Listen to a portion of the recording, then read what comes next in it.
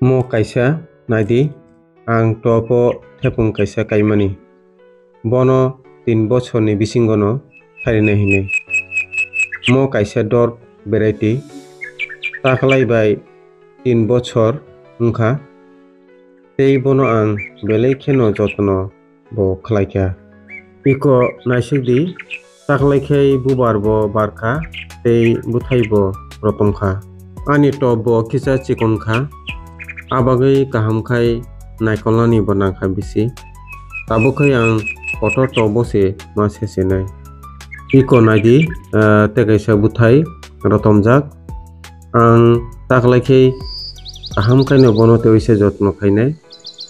je buthai darokmani jotono narongnani bagai ang kesaro kaham khai bono kisa jotno khaimalia apuru kaisa ani chikoncha kaisa osubida wngoi abagai apuru kaham khai tui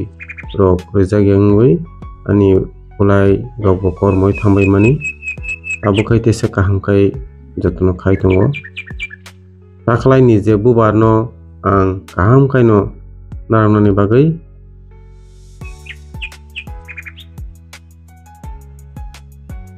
taklai le ang o buphang no hoite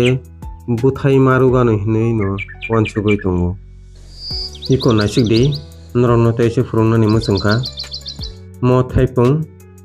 tabuk chukmani prai 3.5 foot hai wngkha ang taklai le belai kheno tongthokjak ani o thepung basic tamni ulo bubar bo barkha tei buthai bo rotomjak ulo rogo bo ang o thaipung no tui tebo update dinai tei kaham wngkha hingkai grafted khaiye kanui tei bo busa kobang swnamnai।